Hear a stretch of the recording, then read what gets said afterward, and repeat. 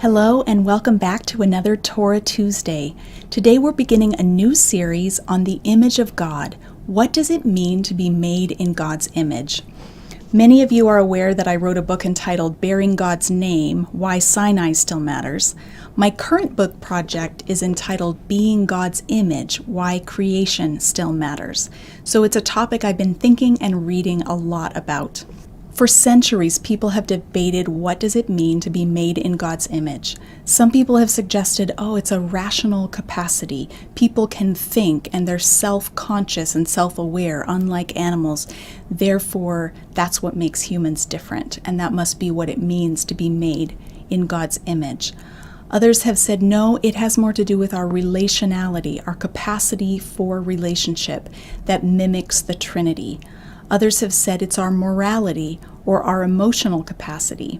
But while it's true that humans do have capacities that set us apart from animals, I don't think that's the core sense that's being communicated when we're told that we were made in the image of God.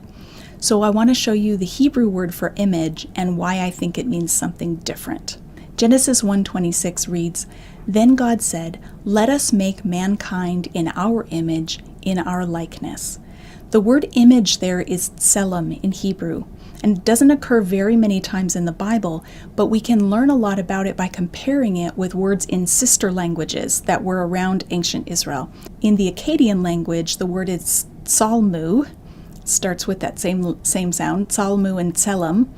And Salmo refers to not something intangible, not a capacity or something like rationality. It doesn't even mean an idea or a concept. It's very concrete. A Salmo is a statue, either of a king or of a deity. A statue of a king would be placed at the edge of his realm to show that he had conquered that territory, and it would stand in. Nobody thought that was actually the king, but that statue would signal to everyone else this is a place that he owns, that he has dominion over.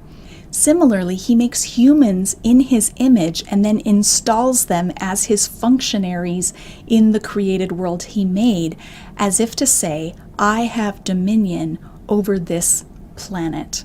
This creation is mine. Perhaps you thought immediately about the Israelite Tabernacle or temple, which doesn't have an idol, unlike the temples of other ancient Near Eastern religions. And it's true, the most holy place of the Israelite temple does not have a statue of Yahweh. He has asked them not to make an image of him because he's already made an image. He's already installed humans as his representatives in the created world. God does not want to be imaged by wood or stone, but by the living humans that he has created.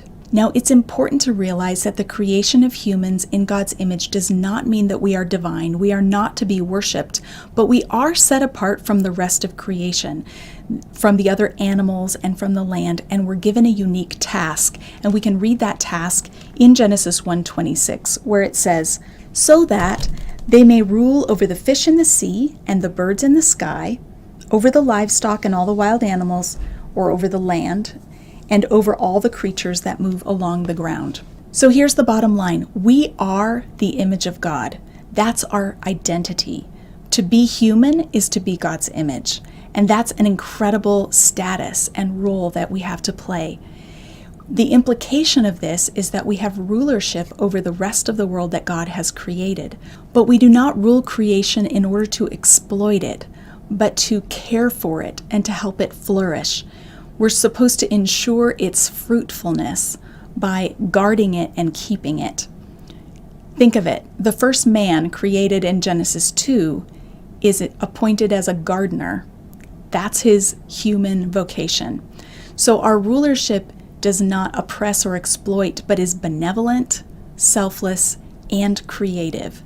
That is what it means to be human. That's the project in which we are invited to participate. And now I'd like to invite each of you to participate in my writing project by praying for me. It's a lot of work to write a book. It's a lot of work to record these videos. I think this is my 8th attempt at this one. I just can't get the words out today. So I would appreciate your prayers that God would lead me and guide me in my studies and as I pass along to you what I'm learning. And as always, I love to hear your comments and what you're discovering in the biblical text. So go ahead and leave your comments below and have a great week.